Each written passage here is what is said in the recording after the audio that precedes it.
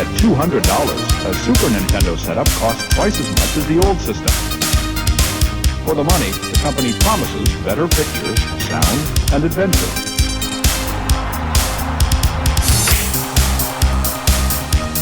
Now you're playing with power, superpower. You're the king, I tell you! You're king!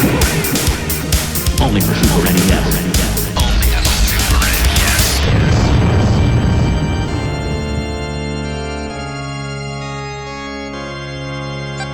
You're listening to the SNES podcast with your host, Soul Blazer. Hello, everybody. This is Super NES Podcast, episode number 237. I'm getting ahead of myself here. We will be 260 by the end of the year, I think, but we're not quite there yet. This is episode 237. So we're covering one of the probably one of the best Super NES games. This is subjective, of course, but of course, I know it's still a very highly popular game to this day. That will not be covered on the podcast. The Legend of the Mystical Ninja by Konami.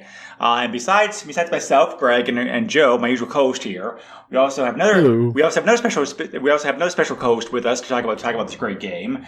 Friend of the podcast and returner for, I think, your third appearance now at this point. Yes. Yes. Sean, welcome back to the podcast. Thank you for having me again. Yes. So, Legend of the Mystical Ninja. We'll go over the basics of this game here real quick. This is an action-adventure game. Very early Super NES release. Was released in Japan in July of 1991, North America February of 92, and then PAL did not get the game did not come out in the PAL regions until much later, 1994. Why, I don't know. It took them so long, but it's kind of par for the course. It seems like it seems like we were back in those days. So, this is the third game that Konami put out for Super NES, behind Gradius 3, which was the launch title, and the awesome Super Castlevania 4. And it's a very different game than anything else that they've done in the past. So this game is a westernized version of a game that came out of Japan, obviously, which was related to the very popular Goemon franchise, which has existed in Japan since 1986.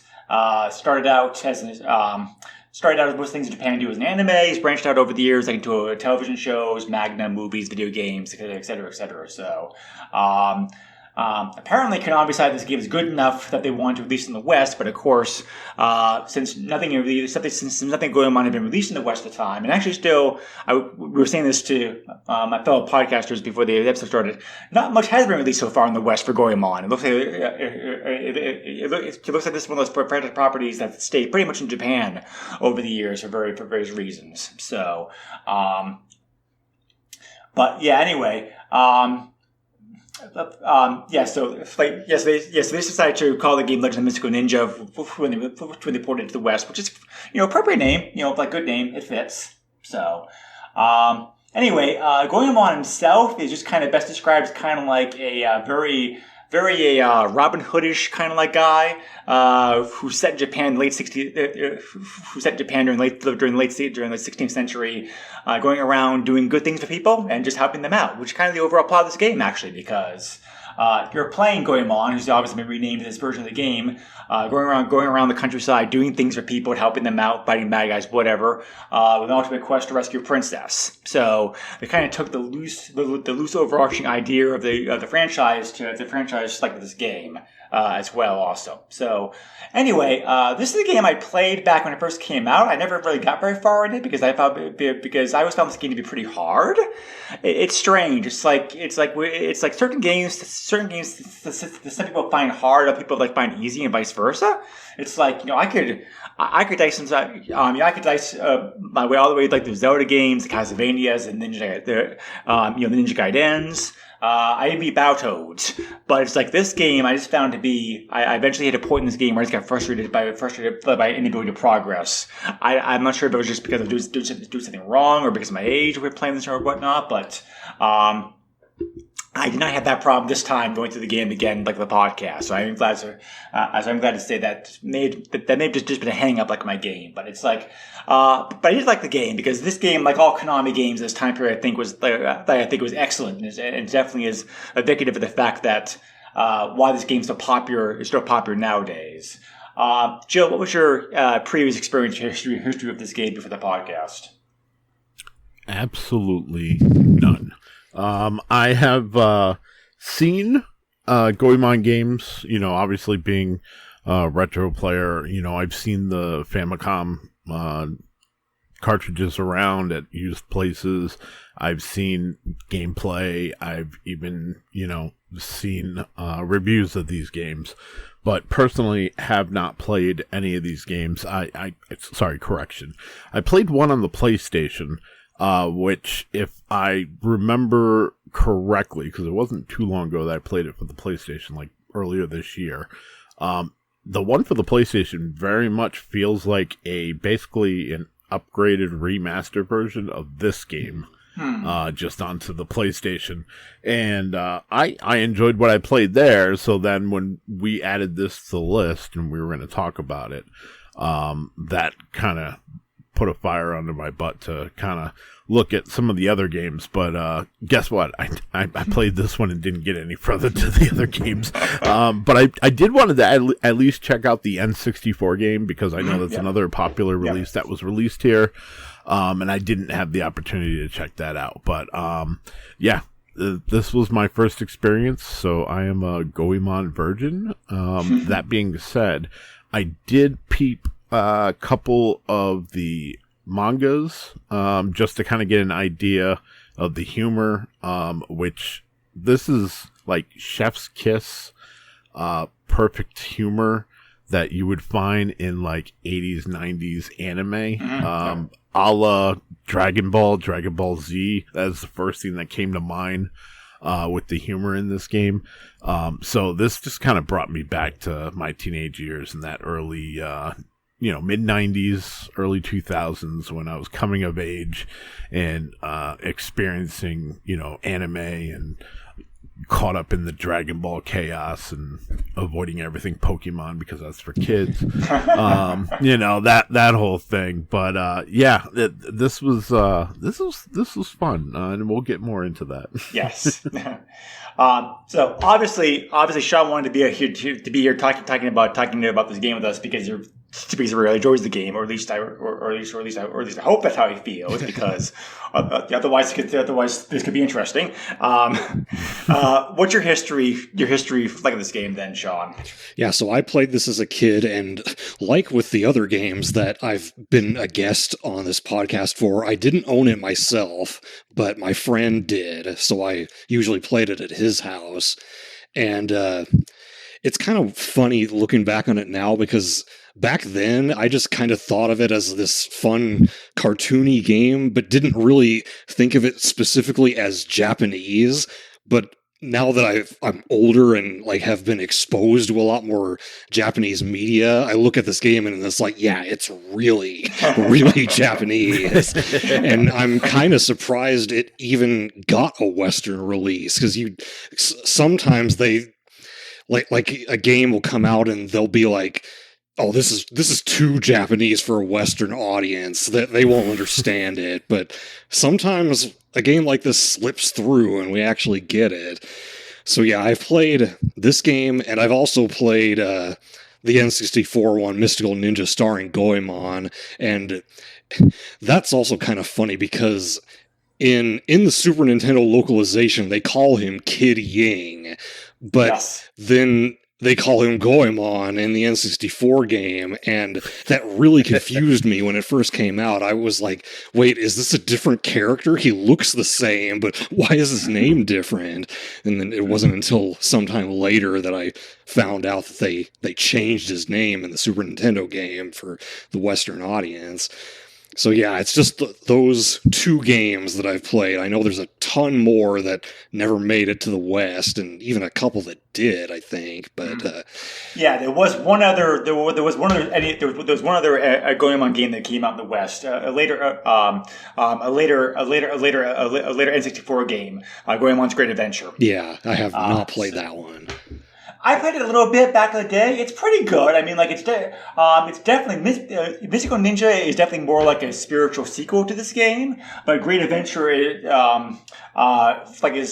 more of an adventure style game as far as gameplay goes. Yeah, that's what Mystical Ninja starring Goemon was like, more of an adventure game. It almost kind of felt like a Zelda game at times, as you had like hearts that you collect, and like you can get up to 20, and there's like you explore towns and talk to NPCs and like try to do quests and whatnot. There was definitely a heavier adventure element to it than this game has. Yeah. And of course, N64 games are also, the graphical viewpoint in those games used is very different than this game, of course, as well too, because you're playing like more like powerful hardware. Yeah.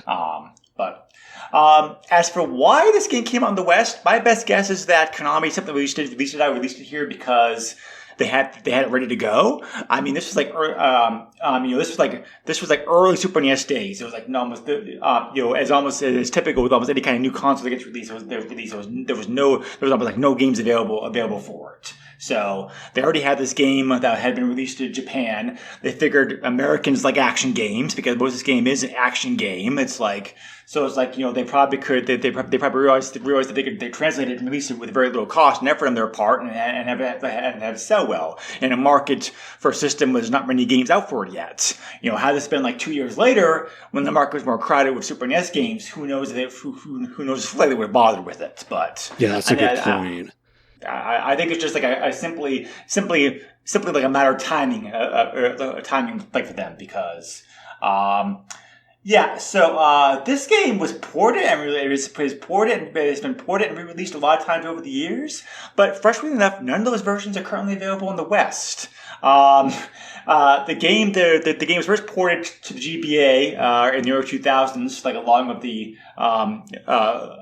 like another game. It was also released in Europe. As part of the Game Boy collections, believe it or not. And then the game was included as part of the Virtual Console in North America when it was available back for the Wii and the Wii U. And it's available on the Super NES Mini in Japan only. It's one of those games that's exclusive only to the Japanese version, the Japanese version, like the Mini Famicom. So there's currently no way to play this game legally in the West. So if you want this game, you either have to track down a Wii or Wii U that still has the game downloaded, or flare imported a Super Mini Famicom from Japan, or just do we do and like play the ROM. Unfortunately, so it's a little surprised that this game has not been released in some format. It could be a rights issue, or maybe just because even though this game is very popular, the franchise that I said before is not really known in the West. So probably Konami figured that it wasn't worth the effort. Like my guess. So yeah, there have been a lot of Goemon games released over the years. Arcade, NES, Game Boy Color, Game Boy Advance, mobile, DS, PlayStation. There are 4 Goemon games altogether on the Super NES. Actually, this is the first one, of course, the only one of that franchise that came out here in the West. I'm a little bit surprised that both N64 games did get released here in the West. Again, I wonder if that's a case of like the system didn't have a lot of like great games for at the time, and Konami saw a chance to be able to make some easy money off of that. Yeah, maybe. Because like the first N64 game, the one that I played, it's even more Japanese than this game is. Which is hard to imagine. It gets pretty dang wacky, and yet they released it in America. Yeah. Yeah, I forgot exactly when I played this game. I was like, my memory told me this game is very Japanese, but I wasn't know I actually played it again. I'm like, oh boy, this is very Japanese. 90s. But I'm really surprised the fact that, as you said, Sean, I'm really surprised the fact that there's so much Japanese-ish into the game. But I guess it's because, well, anime was starting to become popular like the 90s. So I guess maybe they figured that was part of the game's appeal for how to sell better. So yeah, maybe it was a little before I started watching anime, but yeah, that makes sense. Because they really didn't change too much for the Western release. I mean, obviously there was translation. Obviously, Goemon and his partner, who I did not write down who his partner's called in the original Japanese release. It's Ebi Sumaru. Okay, thank you. But they were renamed to. So they're obviously like renamed like the Western release. You had like they had the Kid Ying as the main character, Goemon, or if you have a second player joining you, you also get the cross-dressing goof-off Dr. Yang, like your friend in that one. And I never played this game to two players simultaneous, but I watched a video of it being done, and like the game looks a blast to play with like two players for sure. Yeah, I used to play it with my friend, and yeah, we had a lot of fun with it. Yeah. So anyway, let's talk about the actual game itself. Joe, since you were one of the three of us who had the least experience with this game, i.e. none coming into it, what do you think?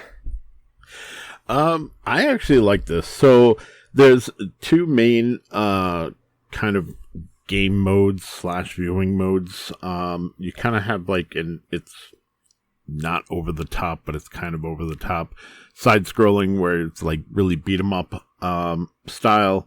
But then there's legit like another side-scrolling part that's auto-scrolling that you deal with later on. And the bosses are pretty big and super exciting. I really like the beat-em-up stages. I love that you can go in and out of just about every building. I think about everybody, yeah. Yeah, I think almost every building you can go into. And now not every building is worth going into. You can get power-ups and shops and fortune tellers and whatever else. But then there's like random NPCs that just have witty dialogue. And I love the humor in this game. It's fantastic.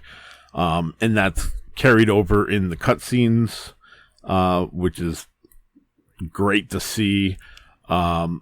That was one of the things that kind of, I wouldn't say surprised me, but like the way they used Mode 7 in the cutscenes, I thought was pretty good, especially since this being an early Super Nintendo game. So I'm just gonna say this now and get it out of the way, but like, the cutscenes, like for me, like sometimes cutscenes can kind of like bog down the game. And like I don't know. I don't want too many cutscenes, but here they use them, and they're short enough to where they don't overstay their welcome, and there's context there, and there's some humor, and it plays into the story. And I actually think that the cutscenes here are actually a great tool. And I thought they were very well done. Yeah, I agree with you because the story of this game is like pretty simple, but the cutscenes do a very like effective job of presenting and advancing that story, simple as it is. Yes, it's like, it gives it a lot of personality. Yes, yeah. Yes. So I would tell anybody, like, story-wise, it really doesn't matter. Think of this like a Mario game. You're saving the princess. We all know Mario has to start the game off with the princess kidnapped, and that's our goal, is to reach the princess and save her. Same thing here. Like, the princess has been kidnapped. We need to find her whereabouts. We need to, rescue her. But everything that happens in between, yes, it's nice that we have the cutscenes that kind of like feed that story along. But in reality, it's really not that important. The ultimate goal is going to be to rescue her and whatnot. So, as much as, like I said, I appreciate the cutscenes and the fact that they don't overstay their welcome, it's just one of those things that kind of just pushes the story along and kind of reminds you, hey, I know you're having fun playing the game, but there is a story here, and we're trying to rescue a princess. Yeah. So, I mean, I like that. It's a nice little nod to, good storytelling. I also felt that death becomes your friend here. You're going to die a lot in this game. Oh, yeah. So dying in the, like, over-the-top, quote-unquote, village areas, what I had marked down as the overworld, those levels aren't so bad. When you die, you can respawn pretty much right where you died. Yeah. It's no big deal. It's when you get further on in the level and you have those auto-scrolling levels where checkpoints come into play. Yeah, we probably should talk about that a little bit here. So the game's actually divided in what's called warlock zones. There's 9, which the game stages. There's 9 of them all together. Each warlock zone is separated in itself like in 2 sections. The first part is the part that Joe was talking about, the kind of the town exploration area where you're like gathering information, buying items, learning your attacks, playing mini games, whatever. And then you go to the platforming section of the stage where you have to like fight through a whole bunch of enemies like to reach to beat a boss. And yeah, that variety of gameplay keeps this game fun and interesting. I thought because if you were just doing all action all the time, this might get a bit like boring, especially with the high difficulty level I think this game still has. But the fact that you're actually intermixing it between like towns and battle really helps out a lot. Yeah, absolutely. And I was going to say, like, as far as, you know, the checkpoints and things of that nature, let's be fair. We're all playing ROMs here. Well, I'm actually not. Use them. I was playing on a virtual console. Yeah, you still have the game downloaded, huh? Yeah. Okay, so most of us were using ROMs. So, again, save states. I cannot stress enough. Use your save states. I probably wouldn't have gotten through this game without save states, in all honesty. I'm glad to know I'm not the only person. Yeah, I'm glad to know that I'm not the only person who thought the game was difficult because, like I said, when I played this game back then, I struggled with it like big time. So yeah, and to be fair, like I felt the regular gameplay is, you know, mediocre. There's a bit of a challenge there, but you know, for the most part, you can kind of swing your yo-yo and kind of kill people. It really was the boss fights that I was saving. Oh yeah. Right before every boss fight, and I had to load that save state. Usually, I average about 3 or 4 times to be able to beat them. But it wasn't like that's the best way to put this. It didn't become like tedious. It didn't become tedious. Like, it didn't morally break me down to the point where I was like, all right, so this game's so difficult that I'm just like, I'm done. I'll just watch a walkthrough. Because we know in the past I've done that. I've openly admitted on this show that there are some games that I've just been like, you know what? I'm tapping out and I'm just going to watch a walkthrough. And I thought this was going to get there, and it didn't. So that's a huge plus. Also, adding to the variety of this game, I mean, we could talk about the collectibles and upgrades, but generally, you know, every game you're going to come across collectibles and upgrades that are going to help you out. And I wouldn't consider those to be like adding spice or variety to the game.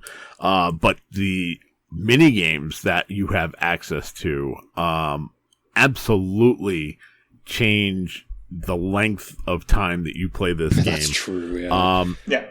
My God, let me tell you, when I discovered, so I had fun with the whack-a-mole. There's like a painting one that you can do. There's like a match game. There's about like 7 mini games altogether, I think. Yeah.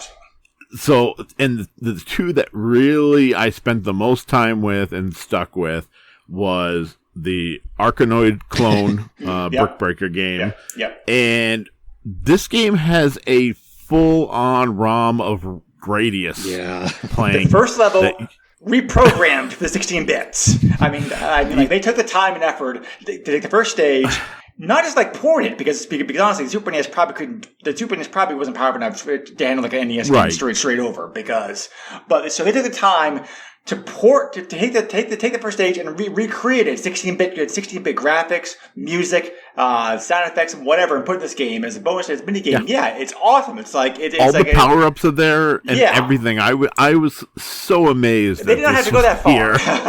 Right. This was going like way too far, but I love it and I'm here for it. So, and it's like.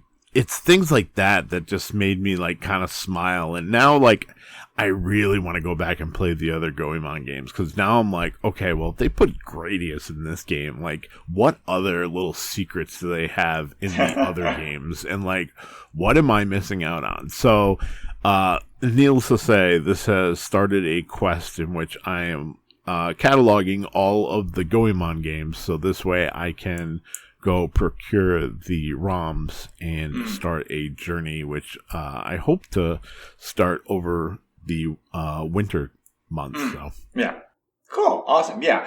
I definitely want to go back and play the. I definitely want to go back and play the two N64 games again because I only played both those games briefly back when they were new. So I did not put as much time into them as I did with this game back as a kid. So. But and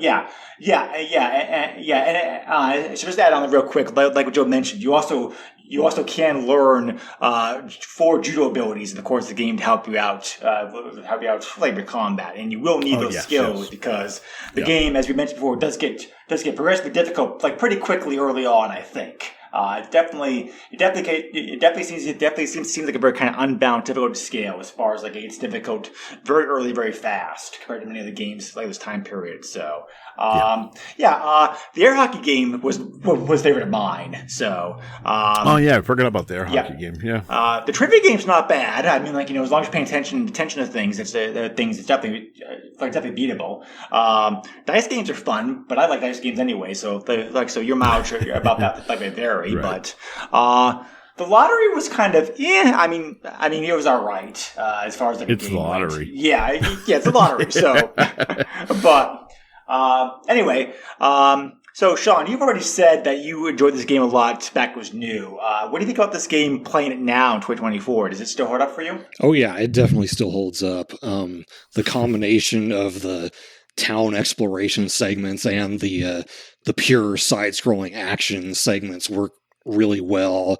You get to kind of like build up your inventory in the towns and then put it to use in the action segments. Although, as a kid, I did not use my money as much as I should have, and I think that's probably part of the reason why I only ever got about halfway through it back then. I didn't beat the game until I was an adult. That may have been the same issue I had actually thinking back on it too, because money needs to be spent very carefully in this game. I mean, you can earn it pretty easily enough by grinding, but it needs to be like spent carefully. So. Yeah, because you can get, if you don't get anything, you're basically relying on 4 hits and you're dead. But you can get pizza that heals you when you run out of health. You can get armor and helmets, and like you can and you can get the judo moves too. Although I actually don't really bother with those myself. Really? Okay. Yeah. Yeah, I just find that they cost too much in the sense of like you have to spend a bunch of health to earn them, and then they only last for that one stage anyway. But if you like to use them, then go for it. I mostly use them on boss fights, so that's because certain ones can be very handy against like certain bosses. Gotcha. Yeah, I mainly relied on like the pizza and the armor to protect me in the boss fights, but. Or throwing money, since you can do that too. Right. So, what were your favorite mini games? So the one that I play the most to get money is the paint game, because I feel like if I get a decent amount of the way through it, then I can get like $200 or more in I've never been that game, so the goblin one, the one where you're trying to like throw the ball into that thing's the pot on that thing's head. Like, I can't do that one at all. Oh, kind of like basketball. Yeah. Yeah. Okay, yeah. And then the whack-a-mole one, I can do that one, but I feel like you don't earn as much money from that as from the paint game. Yeah. A lot of the other ones I haven't played them in a while, so because I remember there was the lottery and the matching game, but yeah, I didn't when I just ran through the game a couple days ago, I didn't really mess with those ones. Yeah, for me it was mostly the paint game. Okay, yeah. So I definitely agree some of those. But yeah, I definitely agree that there's certain games that are better than others that start earning money. But but like Joe said, the simple fact they took the first level Gradius and recruited here in this game as one of the mini game is just like awesome. Yeah, I mean that's a great diversion, even if it doesn't earn you anything in the game. Yeah, unfortunately not, but So those mini games actually make a huge difference. A huge difference as to the overall length of this game, because it's like if you take a look on YouTube for like average playthroughs of this game, how long you play through is depends upon a lot of factors, which differs this game from many other Super NES games. Because there's such a wide range of times you get in this game, depending upon are you playing by yourself or with somebody else. Do you spend a lot of time playing the mini games or not? Do you spend a lot of time trying to grind for money or money like trying to rush through? There's a lot of factors to this game. A lot of games that other games don't have that really influence to a large degree how long the playthroughs of this game are. On YouTube, I saw playthroughs of the game ranging anywhere from an hour and a half to 3 hours, depending upon those factors. So. Not a very long game once you know what you're doing to it and actually skilled at it. The actual way to speed run for this game. This is appropriate because this event's going on like right now. This game was done at AGDQ 2018 for the world record time 32 minutes and 52 seconds. Yeah, it takes me like maybe 4 times that long to beat the game. But it's like I think like your average game is probably need like 5 to 8 hours to go through this game the first time through. But once you get better at the game and know what to do, those times obviously do go like downhill a lot. So. And even if you're not playing a ROM and don't have access to save states, thankfully there are the you can go to those locations in the towns and keep a diary of your travels. So you get a password, but also even if you're not like quitting the game and coming back to it later, it also helps because it's sort of like a checkpoint and it actually saves like all your items too. So if you die during the action stage, you'll come back to that point with everything that you had already like built up, so you don't have to do it from scratch. So that's helpful. Yes, yeah, definitely. I would have preferred an actual battery included in this game instead. But I realized also this was like an early game. Yeah. That they weren't using a lot of batteries in games back at back in '92. So I get it, but anyway, so graphics and music. This game to me is a typical shining example of a Konami game as far as like the as far as the high quality spit and polish that this game has. Especially for an early Super NES game, it's pretty impressive. The graphics are large, beautiful, very detailed sprites. Like your characters are nice and large. So the enemies, the enemies are all kinds of like goofy Japanese designs. The enemy variety of this game is great. The stages are all like very colorful. The music also is excellent. It's it's a very like appropriate Japanese sounding, but still like very action packed soundtrack as you go through the game. It's like like I said before, Konami during this time period sort of firing on all cylinders. This game's no exception. It's like graphically and sound wise, this is this is an excellent Super NES early release title, and no slowdown or flicker that I ran into either. I think I remember seeing a couple spots here and there, maybe depending upon your experience, But when I went through this game myself recently, I didn't have any problems. It's like I didn't see anything at all. Whether that was because the emulation was making the game running smoother, but I don't remember this game having too much in the way of problems back in the day either. So, very well programmed, very fun, very graphic impressive game. Yeah, I like the colors. This game kind of pops.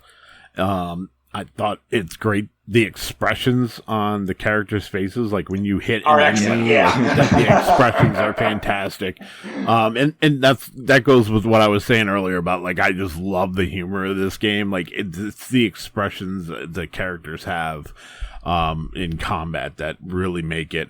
I'm going to play devil's advocate here because, that's me. I'm the devil.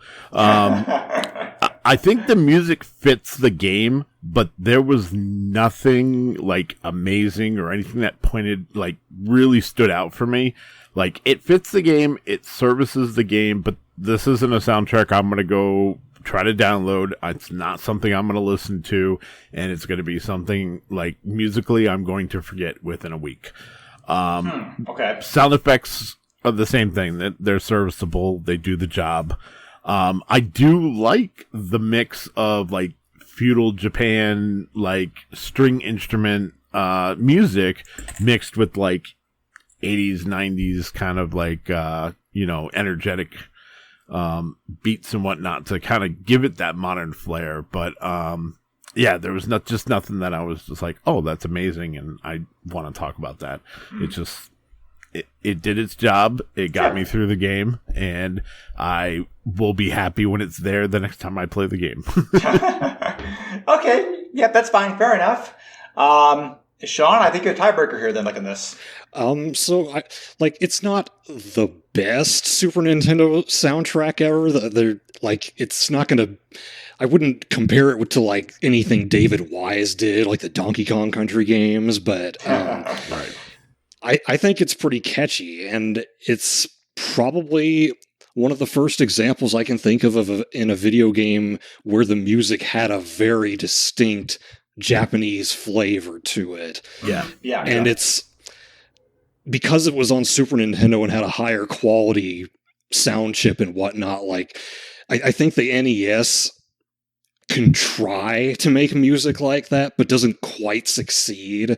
But the SNES was what like they really needed to be able to sell that kind of sound.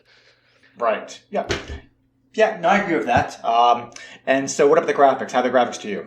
Graphics are great. Yeah, like you guys mentioned, the expressions on the characters are great, and everything's very colorful, and the Mode 7 use is great, like in the fourth stage where you step on the switch and the entire room rotates. That stuff's great. And then the boss with the big face that, like, during the last phase, he grows each time you hit him. Yeah. Yeah. Cool. So Joe and I have talked about Joe and I have already mentioned how both of us found the game like to be very difficult. I think you said that you were in agreement like that, Sean. Did you find this to be like a pretty difficult game? I'd say it's pretty tough. Because like I mentioned, as a kid, I only ever got about halfway through it. Even as an adult, like, when I was first really, like, seriously trying to beat the game, stages 6 and 8 were the ones that really made me struggle. They're slugfest. Yep. Yeah, and I'm better at it now. My most recent playthrough of it that I just did, I only got one game over. I was pretty proud of that. Never did quite that well before. So I think it's a game that you can learn and get good at, but it does have a curve to it for sure. Yeah. I won't rub it in that I never got a game over, but, save state.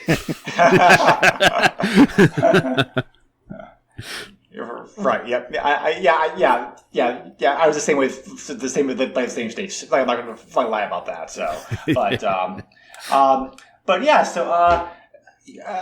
think the fact. I think the fact this game is so very Japanese might be putting off just the people, I think, but I'm going to encourage anybody out there who enjoys action-adventure games to give this game a shot, because I think that, if you can get over the fact that it is very Japanese, but it's a very difficult game, I think this is still, even today, I think this is a game that still holds up pretty well. It's a very good action-adventure, kind of cutesy, humory themed action game that's a little bit different than most of the games on the library. And in fact, I'd say this is probably, I wouldn't say it's unique, but there's not very many games out there can think of that play and look anything like this. I mean, because as Joe mentioned before, it is kind of Zelda-ish in some ways, but in other ways it's not. So it's still a very kind of special game, I think, even today, which is why this game is still pretty popular. We'll talk about reviews and pricing here later on, but I think this game still holds up pretty well today, and still a very as long as you approach the game with the same kind of whimsical sense of humor. Joe and I have covered some games in the franchise, so I think Joe will agree with me on that. I think if you approach this game with the same kind of open-minded attitude that you have toward the Parodius games, you'll definitely have fun with this, because it's very tongue-in-cheek, over-the-top, kind of whimsicky, humical thing, which apparently from what I saw, fits the overall theme of the anime Goemon very well. So it's if we had the reference to compare to the source material, maybe we might like the game even more, but from what little I do know about the original anime material, it seems to be pretty faithful to that. But you don't have to. But the beauty is that you don't have to really know a lot about that to show up fun this game, as long as you don't mind the whole, like I said before, high difficulty spike and a very Japanese-ish flavor of the game. So. So Joe, you already said you're curious. Check out other games in the franchise and more about the franchise itself. So I'd say you're probably going to say the same thing about the game that I just did.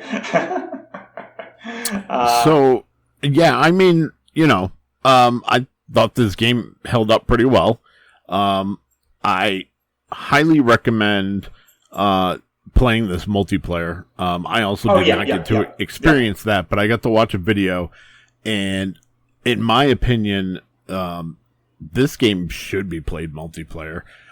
It's ripe for it. That same cutie whimsical style carries over two-player too, like the whole piggyback ride thing. And that's exactly what I was getting to. You can play with someone who's less experienced. Yes, they can piggyback you, and you can carry them through the difficult areas, which is prime very for me unique. To be like, hey wife, you want to play a game with me? It might work, because she wouldn't have to put too much effort into it. But yeah, this holds up fantastically well. I am excited. Like I said, I'm going to dig into the series because I am excited to see what else it has to offer, what came before this and what came after. I'm kind of curious to see how this transitions into the 3D realm for the N64 versions, and I know the PS2 version is also very 3D-ish. So I'm interested to see how the gameplay evolves, but also the storytelling, and I hope that they included cutscenes, especially with the technology, to be able to tell grander stories, not just, hey, the princess got captured and she's in another castle. Yeah. The actual full name of this game in Japan, by the way, references that. We didn't. I forget to say that. I forgot to say that toward the beginning. But the actual Japanese name, of this game is Ganabare Goemon Yukihime Kachutsu Maki, which means good luck Goemon Yukihime Rescue, aka rescue the Princess Yuki. So yeah, it's right there in the title. Yeah, exactly. Sean, I think again. I know what you're going to say, but please tell us what you think about this game in 2024. Oh yeah, I would absolutely recommend it to anyone if you can find a way to play it, which unfortunately these days is usually going to be less than legal methods, but it is what it is. I'm not holding out hope for a Switch release, but that would be great if they did that at some point. Stranger things have happened. Yeah. Right. And yeah, like Joel was saying, if you can play it with a second player, definitely do so. It's even more fun with a second player, but it's still a great game by yourself as well. Gameplay is very snappy. Like, there's not a lot of controls you have to know. Like, you run, jump, hit things with your weapon, climb stuff occasionally, and duck, and like all the basic stuff that you normally do in like an action platformer. So if that kind of gameplay is up your alley, plus the more adventure style segments in the towns and whatnot, then yeah, give it a look. Yeah. Yep, definitely. Yeah, So, I was pleasantly surprised going back to this game. I wasn't really sure like how well it'll hold up, but I was very surprised to see how much fun this game still is, like nowadays. So, this one's definitely worth checking out if you haven't played it. So, like I said before, this game was released a very great. This game was quietly released. It got great reviews from everything I'm seeing online. All the magazines at the time give very high marks. Just to give you some examples, Favorite Video Games gave it 93%. Game Informer gave it 9 out of 10. Nintendo Power gave it 4 out of 5. N-Force gave it 95%, so on and so on. High marks across the board. The game didn't sell very well. Probably for several reasons for that. Like I said before, this was an early Super NES game. The base systems wasn't really established yet. So, I have a system already this time, but a lot of folks didn't. So, again, I think that, the low base of consoles at the time simply would hurt sales. Also, the very Japanese-ish nature of the game, even though Konami tried to give it a Western paint job with its U.S. release. I'm sure the very Japanese anime style of the game also didn't help sales very much either. And who knows if that word of mouth about the high difficulty rate got around and may have affected sales too. I mean, it's possible. So, very critically loved, still very popular game today, but just didn't sell very well. So that and that's reflected in the prices. We'll talk about eBay pricing here toward the end. So. But yeah, even nowadays, people still. But even nowadays, a lot of people still include this game in their list of 10 best or 20 best Super NES games because of all the reasons that we mentioned previously. One thing I'll add about the difficulty is that if you played other Konami games of that era, I feel like you kind of know what to expect with this game. Yeah, I think it's in that same realm. Yeah. But yeah, it might have caught some people off guard. You are right. You are right about Konami games. The Konami games be difficult across the board. I still had an easier time playing Super Castlevania 4, or what's another Konami Super NES game, Contra 3. Yeah. I still think those games are easier overall than this game is, but. Was that just because of my own biases, my own gaming skills or whatnot? I don't know, but I think it's a great point you make. But, I think this game is just more on the difficult side of Konami games as far as that goes. All right, that's fair. But is it the hardest game in the system? No. It's definitely not. No, it's definitely not. I can name 20 games off the top of my head that had harder than this one. But and we haven't mentioned this before. Most importantly, I think for a platforming game, platforming / action adventure game like this, it's fair. It's the hit detection seems good. I mean, yes, you do take hits fairly easily, and you can die very easily, as mentioned earlier, unless you have some healing items. But if you take the time to go slowly and just wisely use your money and stock up on items, it's the game. The game's at least fair as far as a challenge to you. I didn't feel this game was cheap as far as hitboxes or pleasure detection or anything like that. Yeah.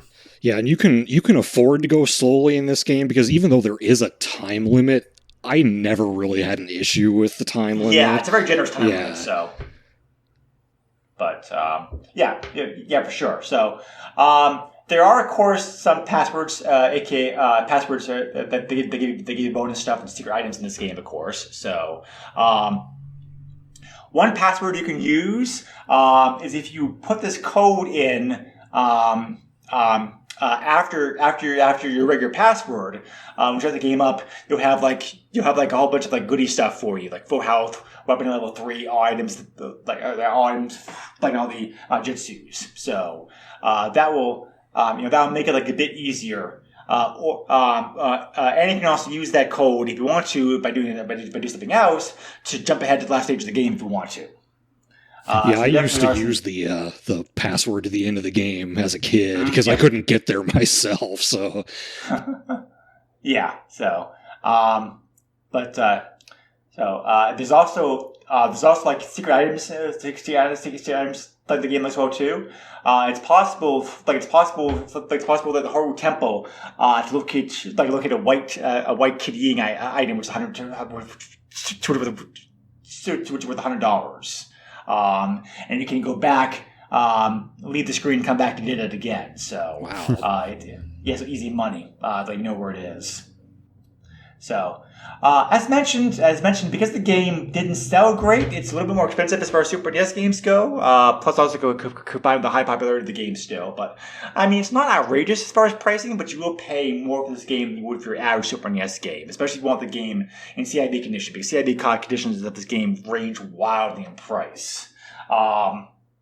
At the time of me doing research, 44 copies of this game listed on eBay, 101 copies have recently sold. These prices include shipping in North America only. The average, the cards of this game starting anywhere from $27 to $87. So, wide variance in prices. I did not see any repos of this game listed. I don't know. I'm not surprised. I actually thought somebody would have made repos of this game given its higher pricing and popularity, but I didn't see any listed. So, either they don't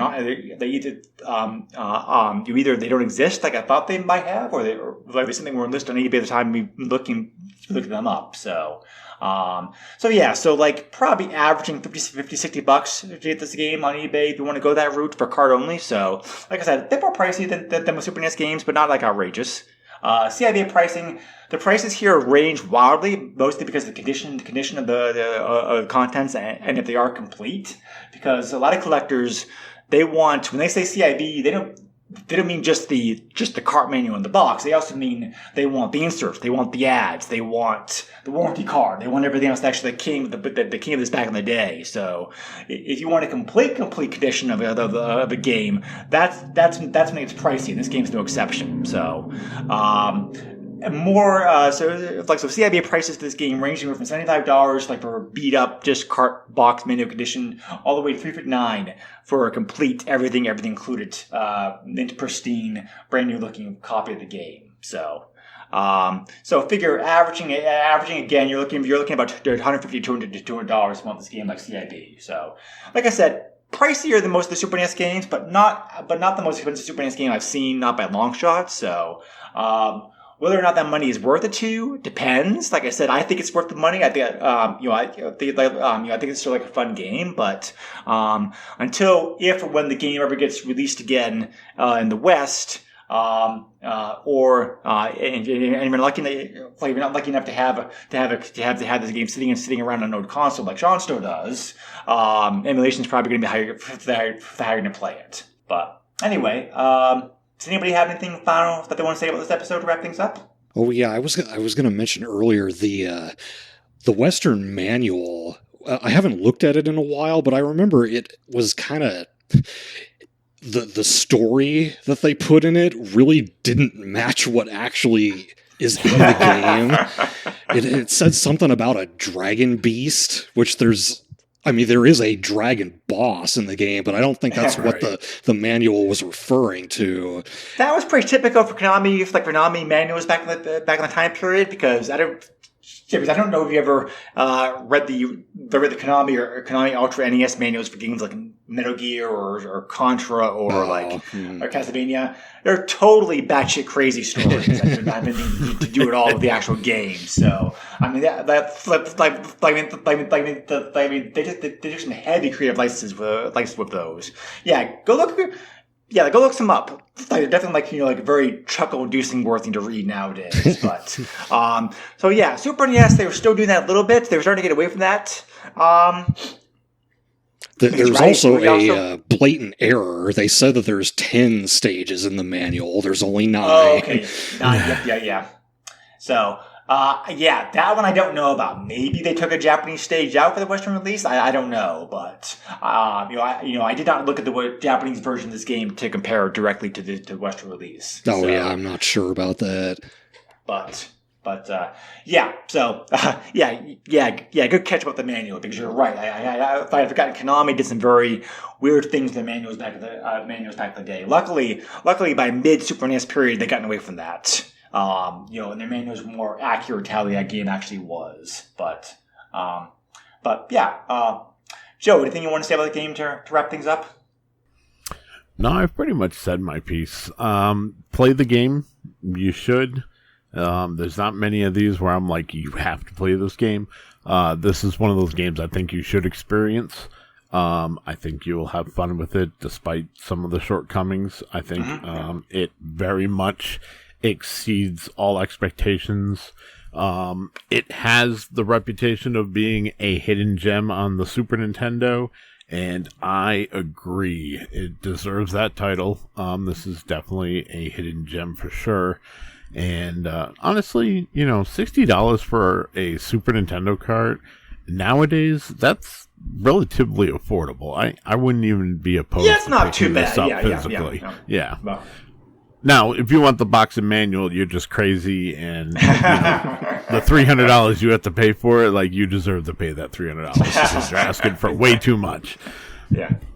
Well, like I said, the game, the game did not sell very well back in the day, so it doesn't have like big print run, unfortunately. That's what's really driving up the price. But it's kind of strange to actually say a Konami game may be a hidden gem, because like Konami games were always excellent during this time period, and most of them sold very well and were like great hits. I mean, like you look at any like Super NES list like best games, half the list like it's Konami games, because the games, their games were just that good, but it's like. What was that game we played last year, Joe? That was also kind of like hidden gem from Konami. That very sci-fi arcade feeling game. I can't remember the name of it like right now. Save my life, damn it! But we said the same thing about that game last year too. Yeah, and I'm trying to think of the. Well, let me ask Sean if he has anything he wants to say about this game to wrap things up. You'll not give me like a minute to look. I think I've covered pretty much everything I wanted to. I think it's funny hearing it now described as a hidden gem, because as a kid I never thought of it that way. It was just it seemed very present to me. It was a part of my life. So, but I understand now why it would be considered a hidden gem these days. I think it's like a lot of because the franchise it's attached to is not really known in the West, which I think is also kind of like tribute to the fact that people kind of have forgotten about it, because they could definitely like it's a great game, but it's like a great game. But it's also like it doesn't have the benefit of a huge, powerful franchise behind it. At least not one known here in the West. So I think that kind of probably adds to its like. To its like allure, as far as the, like as far as like the popularity of the game goes, for sure. So I think it was Biker Mice from Mars. Yes, that's the game. Thank you very much. That's another that was another Konami game that we never heard of. That we heard of. They were like very pleasantly surprised by. So I'm aware of that game, but I've never played it. You should listen to an episode. Yeah. It's a fun game, yeah. This is like it's probably the most obscure Konami game that I can think of. But yeah. So anyway, I think that wraps up this episode. As always, Joe, thank you very much for being here with me. I appreciate it very much. And of course, as always. Double special thank you to Sean for taking time out of his busy life to come on the podcast with us again. No problem. Because thank you.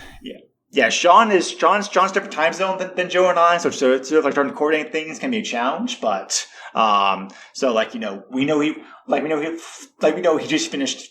Slade just finished day of work. He's probably going to be going to dinner right after this. So in about an hour, yeah. About an hour. Okay. Yeah, he's right on Venice Beach, so I mean, it's still light out. He can go out and go cruise the waves. Well, it's still light here too, but maybe not right out anymore, Joe. But like here in Tennessee, there's still light outside at least. But yeah, it's still got some light.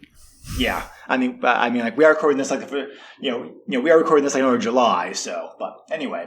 All right, so as always, thank you again, Sean. Appreciate it.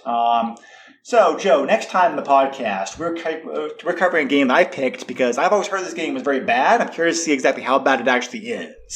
So, we're going to go from a very good game to probably a very bad game next time. But I will give the game, of course, as always, a fair shake because it's been because in my experience, Joe, I think you'll agree with me that all the games you hear about are bad games. They're not very bad. Things bad people slightly about to actually be. So yeah, especially nowadays, it takes one YouTuber to say one bad thing, and the hive mind gets behind it, repeats it in an echo chamber, and then we touch it, and we're like, "This actually wasn't that bad." So, yeah, I am very interested to see how Home Improvement is going to turn out because Home Improvement, yep, it definitely has a bad reputation. I have seen the Angry Video Game Nerd episode where he plays it. So I, obviously he, emphasizes all the negative. So, I kind of know what to expect going in as far as the bad stuff. Because I saw retro. This is going to be like you said. This is going to be like any other game. We'll take it at face value and play through it, and there may be frustration and there may not be. I added this to the list. Because I saw a retro YouTuber that a Twitch streamer that I watch play this game briefly last year, and last year they do one of those like. I'm sure you know. So they do one of those like wheel spin things where it's like they spin a wheel, they play a game for 20 minutes, move on to the next game, that kind of thing. So yeah. It didn't look that it honestly didn't look that bad. It's like obviously how the game's going to play in our hand, different story. But as far as actual appearances looked, like what he was saying about the game, it just seems like a very typical licensed platformer for the time period. There are definitely worse platformers. Like I played for example during my streaming session recently with the charity streamer doing another licensed platformer game, Wayne's World. I knew that you were was going to say that. That was horrible. But I'm cautiously optimistic this one's not going to be quite that bad. But that's a pretty low bar anyway. Yeah. But anyway, so Home Improvement next time. So stay tuned. As always, you can find us on Facebook. You can also send me an email directly if you want to at podcast@yahoo.com.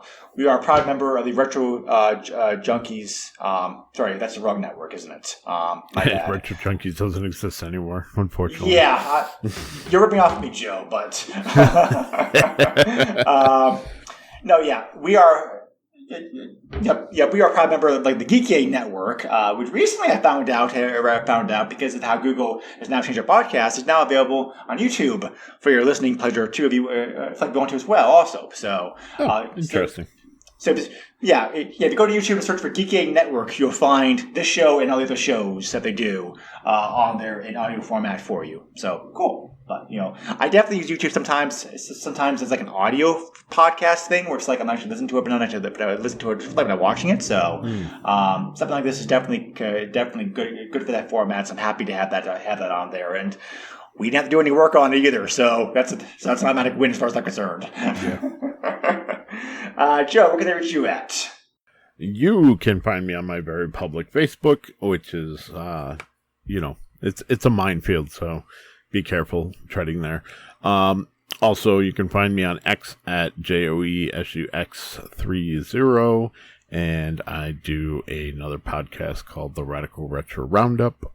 We are going to be a little late releasing our next episode. It should have been out already, but we're recording next Saturday, so we'll get that episode up soon, which is a Diablo type game, and I know George would definitely cringe with that because he cringed when I used that to describe it last time. But it's very much a dungeon crawling fantasy game that's a top-down view, so therefore very much like Diablo. But there's a lot of intricacies in it, and it's more like Dungeons and Dragons, where like there's dice roll in the mechanics to where you can sometimes miss even though you're hitting your opponent. So yeah, there was some it's going to be an interesting one. I literally have 2 pages of notes because it's that in depth.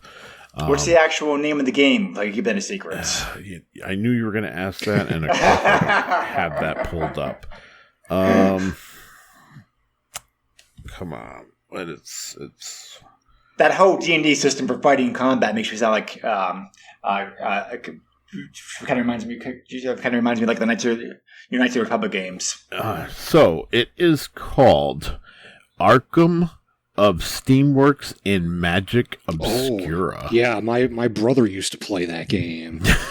I'd never heard of it. Yeah, this is like it's Windows like 98 peak. Oh jeez. Yeah. Like when I say Diablo, like it literally, the interface looks like Diablo. This is, and like I said, George cringed when I used that as an example, but it's, I mean, you look at it at face, right, at face value, this is Diablo. Yeah. And you know what? I don't see that as a negative when describing a game. If, like, people love Diablo, so it's like, if I use Diablo as a way to describe the game, Diablo 2 is still a very, very popular game to this day. Right, yeah, so immediately listeners are going to be like, oh, I might actually like this game. You know what I mean? And then we'll get into the mechanics and they'll find out they don't. But, it was just one of those games where, like, he was like, hey, this game's on sale on GOG for, like, pennies. He's like, you should pick it up. And I was like, yeah, okay, why not? It's easy. Yeah. It's easy to give Steam like all the love, but GOG does great work too. I mean, they definitely have a lot of like great underrated computer games on there that otherwise would be forgotten about if it wasn't for them. So yeah, absolutely. I love GOG specifically for like those old DOS games that you just don't see anywhere anymore. So exactly. Yep. And if you don't know anything about computers, you can just like run them as is. Because they come right to DOS box, or if you're, or if you do know DOS box like I do, you can go in there and tweak the settings, like improve your experience even more. So, but it's very awesome. So, okay, I definitely want to check out that episode for sure. So, Sean, do you have anything you want to like plug, talk about, advertise, mention? This is your minute. Yeah, I don't have much. I don't run any podcasts myself, but I might as well mention again my video game music quiz on the website Sporkle. If you search for the 100-song video game music gauntlet, you can find it. Legend of the Mystical Ninja is not on that quiz, but I was going to say yes. Mystical Ninja starring Goemon is. Oh, okay. Yeah. I forgot about that. It's been a while since I took that quiz, so I'll have to do it again.